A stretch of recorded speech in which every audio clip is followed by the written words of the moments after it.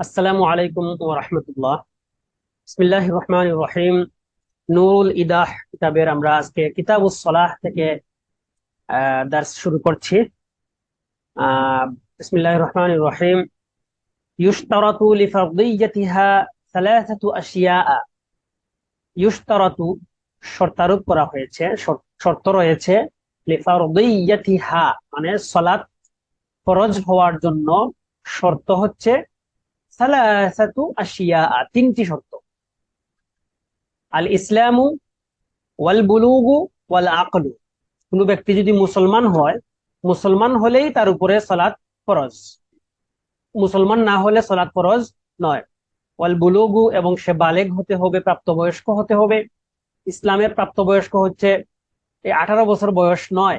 ইসলামের প্রাপ্তবয়স্ক হচ্ছে স্বপ্নদোষ যখন হয়ে যাবে, অর্থাৎ আহ যাকে বলা হয় সহজ কথায় বলতে গেলে যে যার বীর্য হয়ে গেছে, তাকেই বালেগ বলা হবে।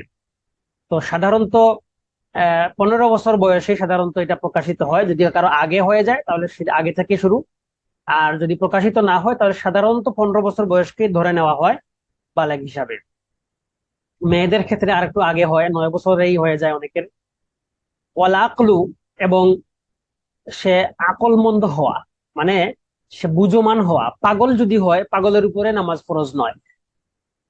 ওয়াতু উমারু বিহাল আওলাদু লিসাবঈ সিনিনা, যে বাচ্চারা রয়েছে এই বাচ্চাদের উপরে নামাজের নির্দেশ দেওয়া হবে যখন তাদের বয়স 7 বছর। 7 বছর বয়সে বাচ্চাদেরকে নামাজের নির্দেশ দেওয়া হবে। ওয়াতুদরাবু আলাইহা লিআশরিন, যখন বাচ্চাদের বয়স 10 বছর হবে তখন তাদেরকে নামাজের জন্য মারা হবে। তুদরাবু, তাদের জন্য তাদেরকে কি করা হবে? প্রহার করা হবে। 7 বছরে নির্দেশ দিবেন মানে এদেরকে নামাজের তাগিদ দিবেন, বারবার বুঝাবেন, বুঝাইয়া বুঝাইয়া নিয়ে আসবেন। 10 বছর হইলেও যদি সে নামাজ না পড়ে তখন তাকে শাসন করতে হবে। মারবেন কি, কিরকম মারবেন? বিয়া দিন। বিয়া দিন মানে হাত দ্বারা মৃদু মারবেন, মানে এ, তাকে যে মেরে একদম জখম করে ফেলবেন সেরকম না, মারার উদ্দেশ্যে মারা না, এটা হচ্ছে শাসন করা, তাগাদা দেওয়া। এই জন্য লা বি খসাবাতিন, কোন ধরনের লাঠি সুটা দিয়ে মারবেন না, কোন ধরনের খঞ্চি টঞ্চি দিয়ে কিছু দিয়ে মানে বেত্রাঘাত করবেন না, হাত দিয়ে তাকে মৃদু প্রহার করবেন, শাসনের জন্য, নামাজের অভ্যাস করানোর জন্য।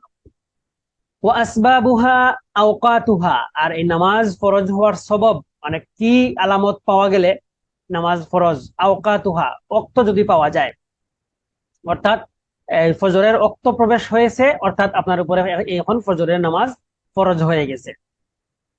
ওয়াতাজিবু বিআউয়ালিল ওয়াক্তি, এবং যে কোনো নামাজের ওক্ত যখন শুরু হয়ে যায়, আউয়ালিল ওয়াক্ত, যখন ওক্তের প্রথম যে অংশ সেই অংশটা প্রবেশ করা মাত্রই নামাজটা আপনার উপরে আবশ্যক হয়ে যায়। উজুবান মুআসসাআন, উজুবান মুওয়াসসাআন। এই উজুবা মুওয়াসসা মানে হচ্ছে প্রশস্ত ভাবে ওয়াজিব হয়।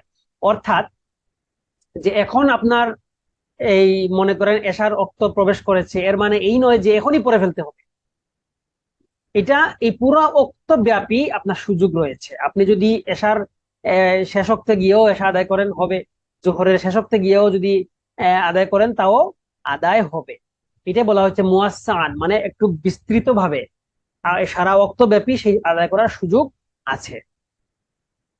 তো এখন মুসান্নিফ রাহিমাহুল্লাহ নামাজের যে ওক্ত সমূহ সেগুলা বর্ণনা করবেন। ওয়াল আওকাতু খামসাতুন, 5 ওয়াক্ত নামাজ, 5 ওয়াক্ত ফরজ।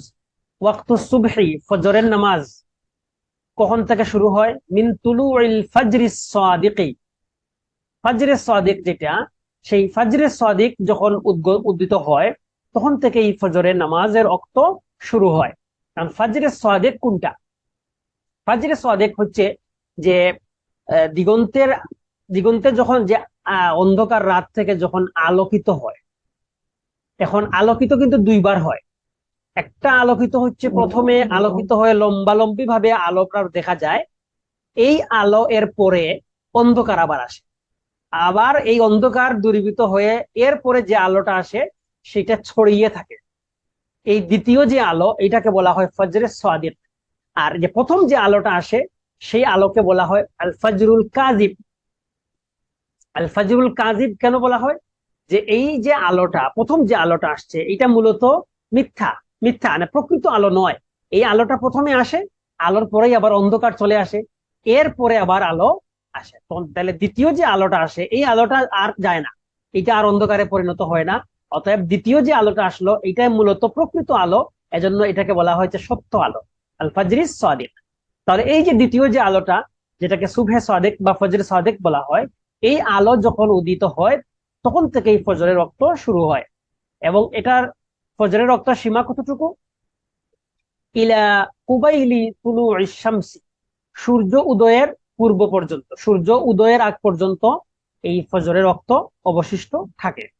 ওয়া ওয়াক্তু জুহরি, জোহরের রক্ত হচ্ছে মিন জাওয়ালিশ শামসি, সূর্য যখন পশ্চিম আকাশে যখন ঢলে পড়ে, মানে ঠিক দ্বিপ্রহর থেকে যখন সূর্যটা পশ্চিম দিকে ঢলায় পড়া শুরু হয়ে যায় তখন থেকেই জোহরের রক্ত শুরু হয় এবং এটা অবশিষ্ট থাকে ইলা আন ইয়াসিরা, ইয়াসিরা পরিণত হওয়া পর্যন্ত, জিল্লু ছায়া, কুল্লি শাইইন প্রত্যেক বস্তুর ছায়া পরিণত হওয়া পর্যন্ত, মিসলাইহি দ্বিগুণে, প্রত্যেক বস্তুর ছায়া দ্বিগুণে পরিণত হওয়া পর্যন্ত, আও মিসলাহু অথবা তার সমপরিমাণ হওয়া পর্যন্ত।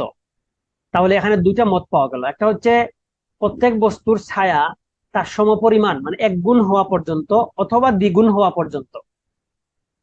এই ছায়াটা কোন ছায়া সেটা বলছেন যে সিওয়া, সিওয়া মানে হচ্ছে ব্যতীত, জিল্লিল ইস্তিওয়া, যে তার যে স্থির অবস্থায় যে ছায়াটা সেই ছায়া ব্যতীত,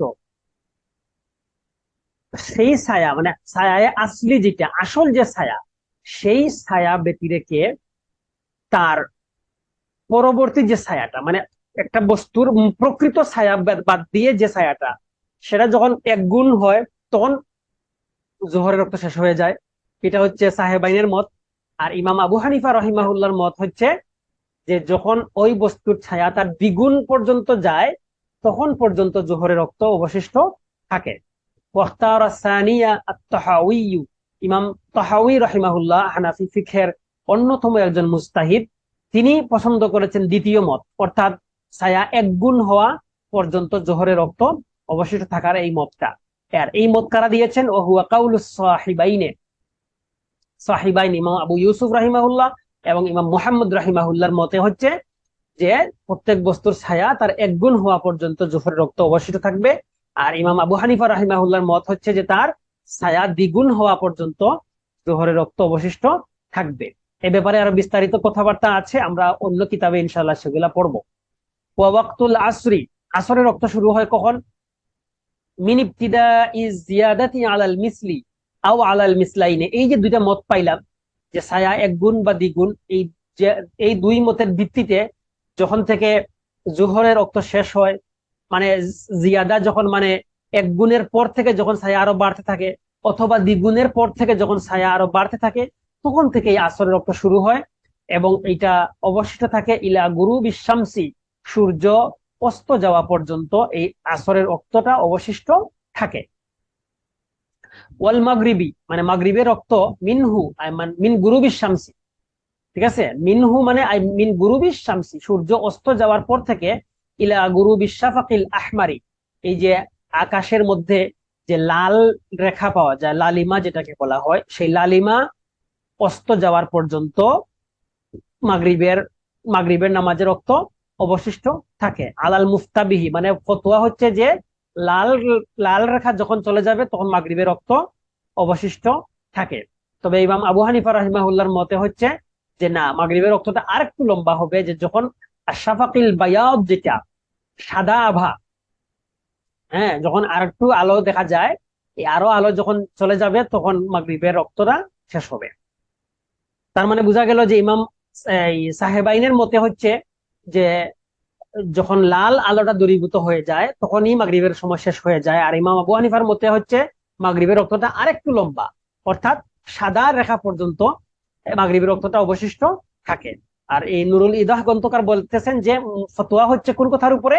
সাহেবাইনের কথার উপরে, অর্থাৎ আহ, লাল রেখা যখন চলে যাবে তখনই মাগরিবের রক্ত শেষ হয়ে যায়।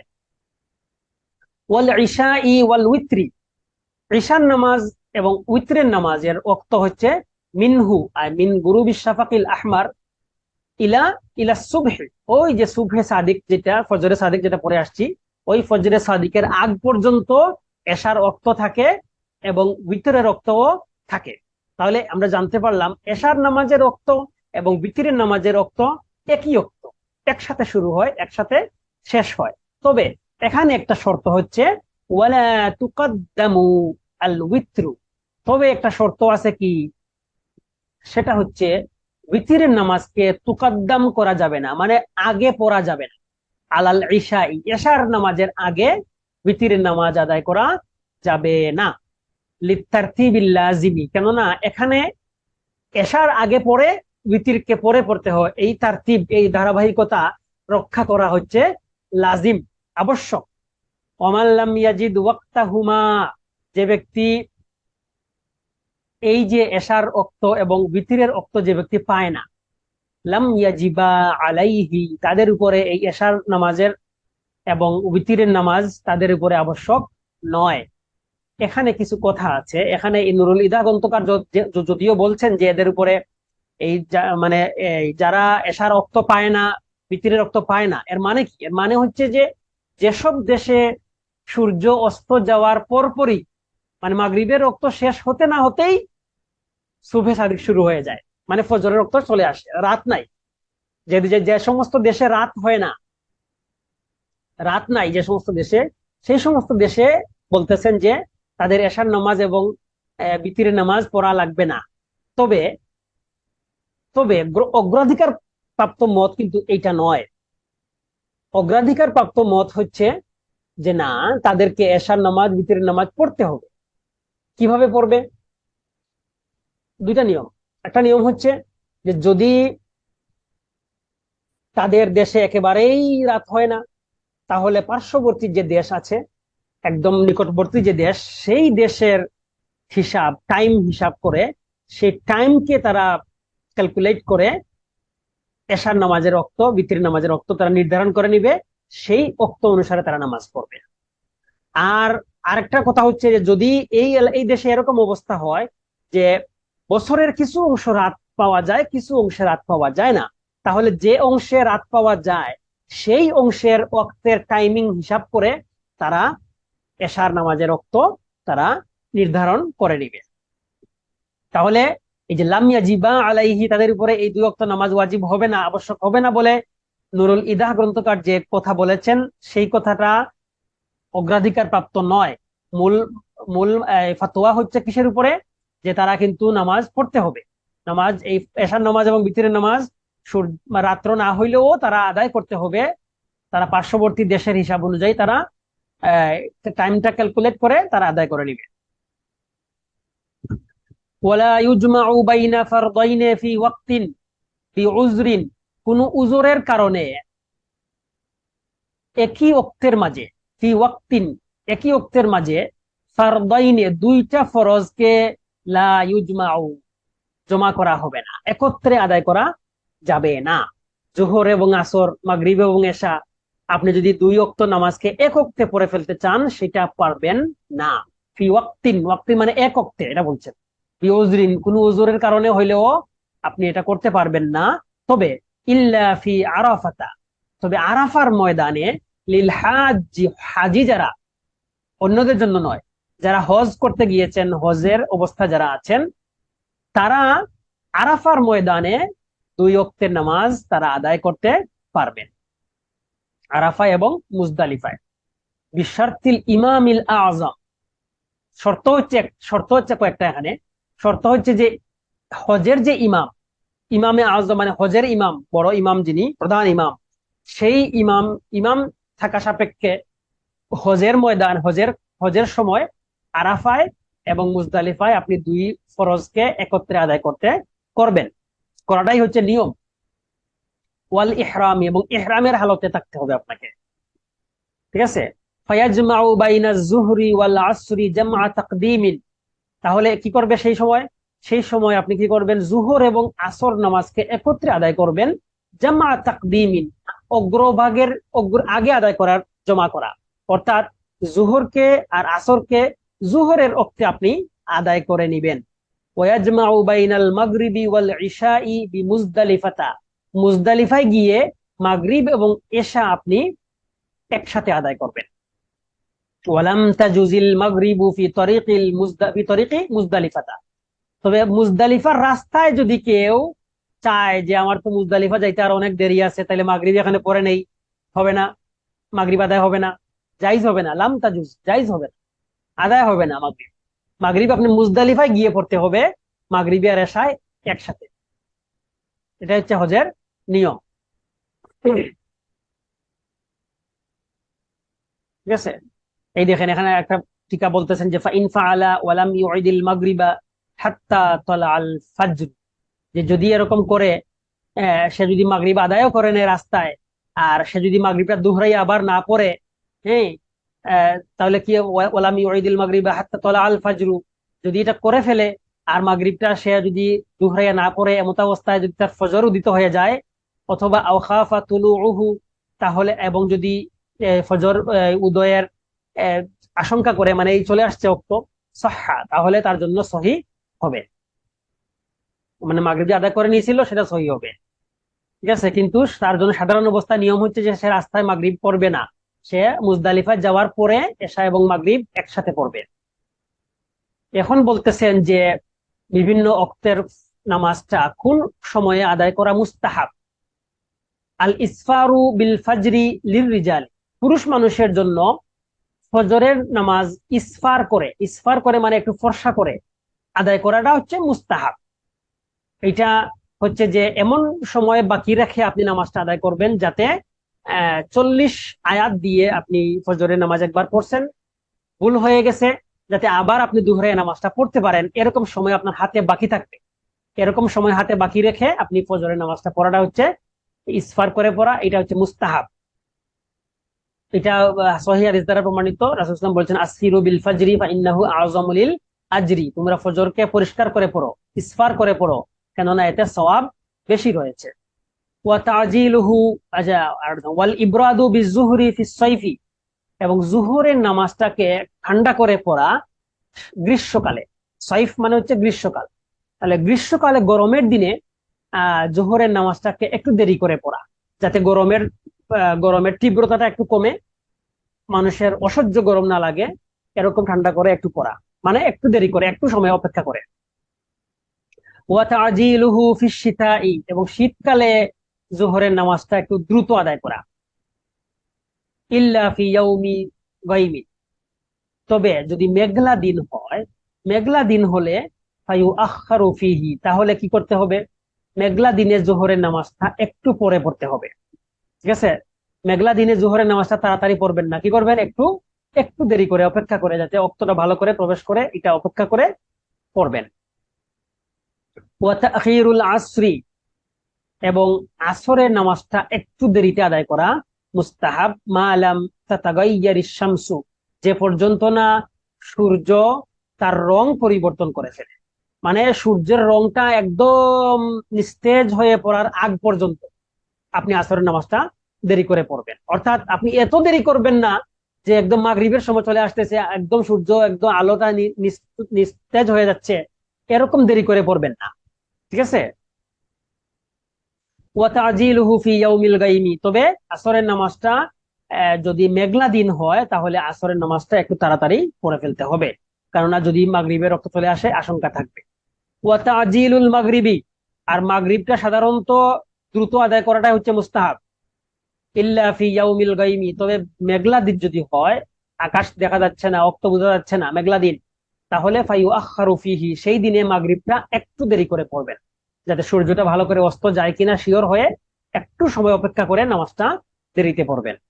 ওয়া তাখিরুল ইশাই ইলা সুলুসিল লাইলি, আর এশার নামাজটা একটু দেরি করে আদায় করা মুস্তাহাব, রাত্র এক তৃতীয়াংশ পর্যন্ত, মানে প্রথম 3 ভাগের 1 ভাগের পর্যন্ত দেরি করে নামাজটা পড়া, এশার নামাজটা পড়া মুস্তাহাব। ওয়া তাজিলুহু ফি ইয়াউমিল গায়মি, তবে মেঘলা দিনে এশার নামাজটা তাড়াতাড়ি পড়ে নেওয়াটাই উত্তম। ওয়া ইউস্তাহাব্বু তাখিরুল উইত্রি ইলা আখিরিল লাইলি, আর বিতিরের নামাজটাকে শেষ রাতে পর্যন্ত দেরি করাটা মুস্তাহাব, মানে শেষ রাতে বিতির নামাজটা আদায় করাটা মুস্তাহাব। কাদের জন্য? লিমান ইয়াসিকু বিল ইনতিবাহি, যারা জাগ্রত হওয়ার ব্যাপারে দৃঢ়প্রত্যয়ী, হ্যাঁ, যে সে মোটামুটি একটু আস্থা আছে, তার শিওর আছে যে না আমার অভ্যাস আছে, আমি উঠতে পারবো, তাহলে সে ব্যক্তি শেষ রাতে তাহাজ্জুদ নামাজের পরে সে ব্যক্তি বিতির নামাজ আদায় করবে, এটা তার জন্য মুস্তাহাব। আর যদি কারো এরকম হয় যে অভ্যাস নাই, উঠতে পারবে কিনা তার সে কতটুকু বেশি শিওর না, তাহলে সে এই রিস্ক নিবে না, সে আগ্রাতেই বিতিরটা আদায় করে নিবে। শেষ রাতে যদি উঠে উঠে পড়ে তাহলে তাহাজ্জুদ পড়তে তার কোনো অসুবিধা নাই, বিতির পড়ে ফেললেও তাহাজ্জুদ আদায় করা যায়। আচ্ছা, এখন বলবেন যে মাকরুহ ওয়াক্ত, কোন কোন সময়ে নামাজ আদায় করা মাকরুহ, এইটা বলবেন এখন। সালাসাতু আওকাতিন লা ইয়াসিহু ফিহা শাইউম মিনাল ফারাইদি ওয়াল ওয়াজিবাতি আল্লাতী লাজিমাত ফি যিম্মাতি ক্বাবলা দুখুলিহা।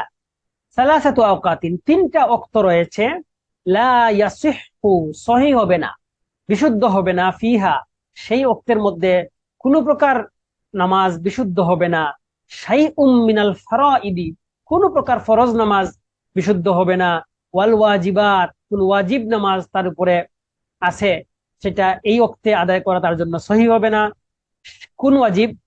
তার পরিচয় দিচ্ছেন যে আল্লাতী লাজিমাত ফি যিম্মাতি ক্বাবলা দুখুলিহা, এই যে তিনটা ওয়াক্ত, এই তিনটা ওয়াক্ত প্রবেশ করার আগেই তার উপরে লাজিম ছিল, এরকম লাজিম ওয়াজিব তার উপরে ওয়াক্ত প্রবেশ করার আগেই তার উপরে লাজিম ছিল, এই তাহলে এই তিনটা ওয়াক্ত যদি চলে আসে তাহলে এই লাজিম, এই ওয়াজিব নামাজ, এই ফরজ নামাজ সে এই ওয়াক্তে আর আদায় করবে না।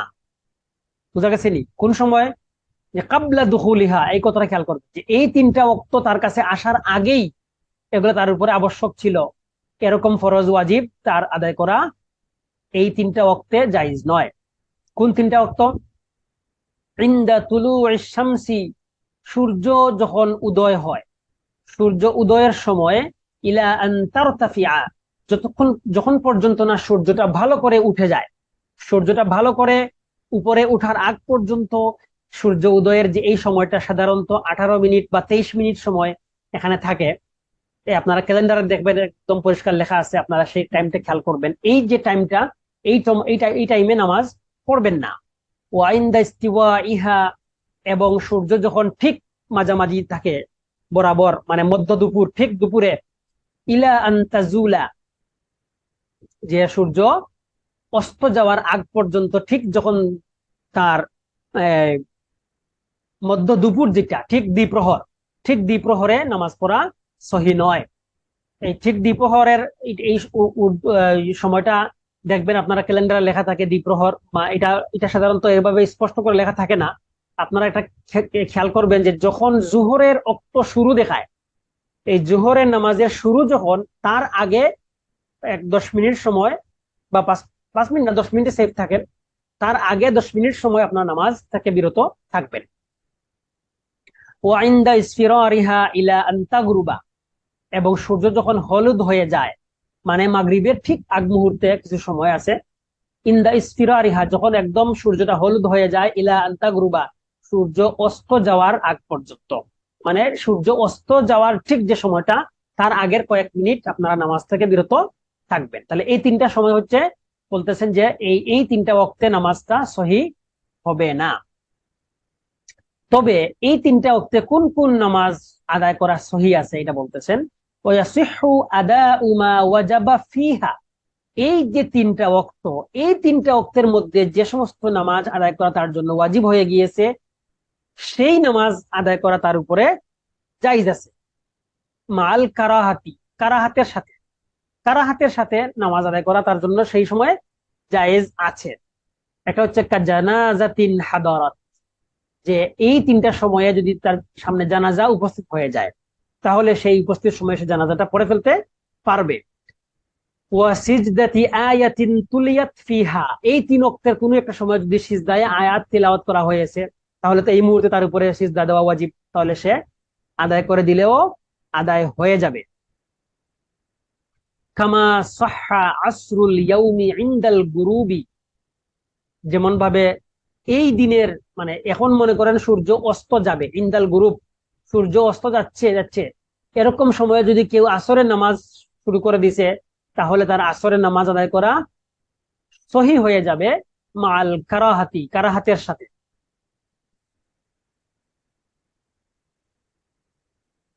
এখন বলতেছেন যে কোন কোন সময়ে নফল নামাজ আদায় করা মাকরুহ। ওয়াল আওকাতুল সালাসাতু তুকরাহু ফিহা নাফিলাতু কারাহাতা তাহরিমিন।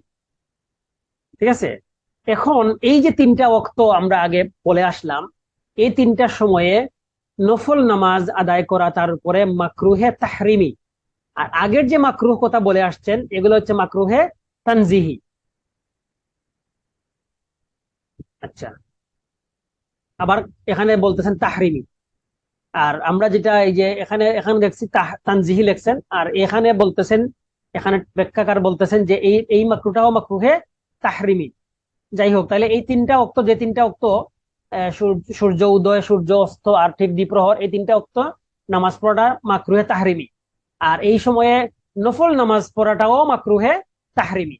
ওয়ালাউ কানা লাহা সাবাবুন, যদিও সেই নফলের কোন কারণ বিদ্যমান থাকে, অর্থাৎ কাল মানজুরি, যেমন সে মান্যত করেছে, তার উপরে মান্যতের নামাজ তার উপরে আদায় করা জরুরি। ওয়া রাকাতাই তাওয়াফ, তাওয়াফের নামাজ আদায় করাও তার জন্য জরুরি। তারপরেও এই এই সময়ে, এই তিন সময়ে নামাজটা পড়া তার জন্য মাকরুহে তাহরিমি। মাকরুহে তাহরিমি হচ্ছে হারামের কাছাকাছি।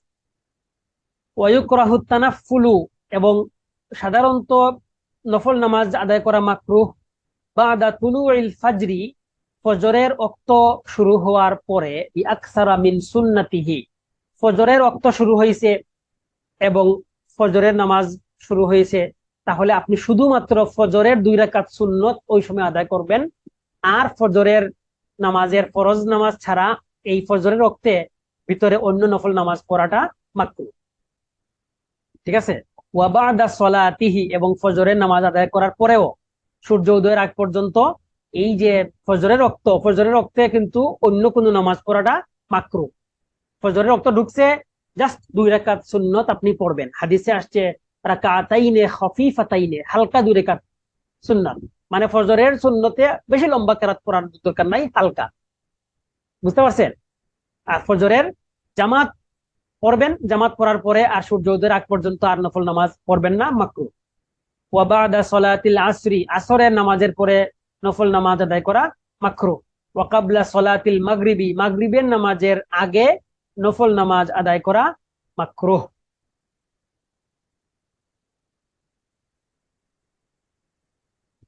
আচ্ছা, ওয়া ইনদা খুরুজিল খাতিবি হাত্তা ইয়াফরুগা মিনাস সলাতি, আর খতিব সাহেব যখন জুমার নামাজের খুতবা দেওয়ার জন্য যখন দাঁড়িয়ে যাবেন, বের হয়ে যাবেন, যখন খুতবা দিবেন, শুরু করবেন, হাত্তা ইয়াফরুগা মিনাস সালাতি, যখন ইমাম সাহেব নামাজ শেষ না করবেন ততক্ষণ পর্যন্ত আপনি আর নফল নামাজ পড়বেন না, নফল নামাজ পড়াটা মাকরুহ। ওয়াইন্দাল ইকামাতি, ইকামতের সময়, আর ইকামত হয়ে গেছে মসজিদে, আপনি আর নফল নামাজ তখন পড়বেন না। ইল্লা সুন্নাতাল ফাজরি, তবে হ্যাঁ আপনি সুন্নতেল ফজর, ফজরের 2 রাকাত সুন্নত আপনি ইকামত হওয়ার পরেও পড়তে পারবেন। তবে শর্ত আছে, শর্ত একটা, যে আপনি আপনি যখন ইয়াকিন হয়ে যাবে, বিশ্বাস হয়ে যাবে যে আপনি ফজরের সুন্নত শেষ করে গিয়েও আপনি ফজরের জামাত ধরতে পারবেন, তাহলে আপনি সুন্নত পড়তে পারবেন। আর যদি আপনি দেখেন যে না আমার জামাত ছুটে যাবে, তাহলে আপনি সুন্নত দাঁড়াবেন না, আপনি ফজরের জামাতে শরীক হয়ে যাবেন। আর ফজরের সুন্নতটা আপনি পরে আদায় করে নেবেন। ও কাবলাল ঈদি, এবং ঈদের নামাজের পূর্বে নফল নামাজ পড়বেন না, পড়াটা মাকরুহ হবে। ওয়ালাউ ফিল মানজিলি, যদিও ঘরের মধ্যে হয়, ঘরের মধ্যে হলেও আপনি ঈদের নামাজের আগে কোনো প্রকার নফল নামাজ আদায় করবেন না। ঠিক আছে, অর্থাৎ তাইলে কি দাঁড়াইলো, ঈদের দিনে সলাতুল ইশরাক, সলাতুল দুহা আপনি এগুলা পড়বেন না ঈদের নামাজের আগে। ওয়া বাদাহু ফিল মসজিদি, ঈদের নামাজের পরে মসজিদের মধ্যে আপনি কোনো প্রকার নফল নামাজ পড়বেন না, এটা মাকরুহ। ঠিক আছে, মসজিদে বা ঈদগাহে ঈদের নামাজের পরে কোনো নফল নামাজ আর পড়বেন না। তবে যদি বাড়িতে আইসা কেউ নামাজ পড়তে চায়, পড়তে পারে। ওয়া বাইনাল জামআইনে ফি আরাফাতা ওয়া মুজদালিফাতা, এবং এই যে দুই জামাইন, জামাইন মানে হচ্ছে ওই যে আরাফার সময়ে যে আপনি জোহর এবং আসর একসাথে জমা করে পড়ছেন, এবং মুজদালিফায় যে মাগরিব এবং ঈশা একসাথে জমা করে পড়েছেন, এই দুই জমার মাঝখানে আপনি আর কোনো নফল নামাজ পড়বেন না। ওয়াইন্দা দিকি ওয়াক্তিল মাকতুবাতি, ফরজ নামাজের ওক্ত যখন সংকীর্ণ হয়ে আসে, মানে আর কিছু সময় বাকি আছে ওই ওক্ত শেষ হয়ে যাবে, তখন আপনি আর নফল নামাজ দাঁড়াবেন না, তখন আপনি ফরজ নামাজটা আগে আপনি শেষ করেন।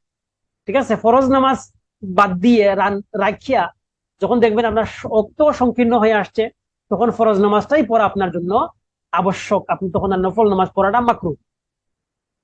ওয়া মুদাফাআতিল আখবাসাইনে, পেশাব পায়খানার সময় পেশাব পায়খানাকে আটকাইয়া চাপাইয়া চুপাইয়া রাখিয়া নামাজ পড়াটা মাকরুহ। ওয়া হুদুরি তুআমিন তাশতাকুহু নাফসুহু, এবং খাবার যখন হাজির হয়ে যায়, সামনে যখন খাবার চলে আসে, যে খাবারটা তাশতাকুহু নাফসুহু, ওই মুসল্লি ব্যক্তির খাবারের প্রতি তার আকর্ষণ আছে, মনের চাহিদা আছে, যে তার খাবার মন টানতেছে যে খাবারটা খেয়ে ফেলি, তাহলে মন টানতেছে খাবারের দিকে, আর এদিকে খাবার চলে আসছে, এরকম অবস্থায় আপনি আর নফল নামাজে দাঁড়াবেন না। ওয়ামা ইয়াশগালুল বালা, এবং যে বিষয়টা আপনাকে চিন্তার মধ্যে রাখে, আপনাকে ব্যস্ত করে রাখে, মাইন্ড আপনার কোন একটা বিষয়ের মধ্যে নিহিত আছে, ওয়াইউখিল্লু বিল খুশুই, ওই বিষয়ের কারণে নামাজের মধ্যে আপনার খুশু, বিনয়, ভীতি, আল্লাহ ভয়, এগুলা আপনাকে ইউখিল্লু মানে হচ্ছে এগুলাকে অনুপস্থিত করে দেয়, আপনার কাছ থেকে সরাইয়া নেয়, মনোযোগ, নামাজ থেকে মনোযোগ সরাইয়া নেয় টেনশনের কারণে। অতিমাত্রায় যখন আপনি বিচলিত থাকেন, টেনশনগ্রস্ত থাকেন, সেই সময় আপনি নফল নামাজে দাঁড়াবেন না। এই কথাটা কিন্তু যে কোনো নামাজের ক্ষেত্রেই প্রযোজ্য। একটু প্রয়োজনে টেনশনটা একটু দূর হইলে একটু পরে নামাজটা পড়েন। খাবার আসছে, এটা কিন্তু ফরজ নামাজের ক্ষেত্রেও প্রযোজ্য, যে আপনার এখন ফরজ নামাজ আপনি দাঁড়াবেন, কিন্তু আপনার খাবারের প্রতি খুব টান, পেটে খুব ক্ষুধা, তাহলে আপনি আর নামাজ না দাঁড়াইয়া আগে আপনি ভাত খাবেন, খাবার যেটাই হোক খাবার আগে খাবেন, এরপরে নামাজ পড়বেন। এবং মুদাফাআতুল আখবাসাইন, এটা কিন্তু সকল নামাজের ক্ষেত্রেই প্রযোজ্য, ফরজ নামাজের ক্ষেত্রেও, যে আপনি পেশাব পায়খানার চাপ রেখে আপনি নামাজের দাঁড়ানোটা আপনার জন্য মাকরুহ হবে। তাহলে আগামী ক্লাসে আমরা আজান থেকে পড়বো ইনশাআল্লাহ। ওয়া আখিরু দাওয়ানা আনিল হামদুলিল্লাহি রাব্বিল আলামিন। আসসালামু আলাইকুম ওয়া রাহমাতুল্লাহি ওয়া বারাকাতুহু।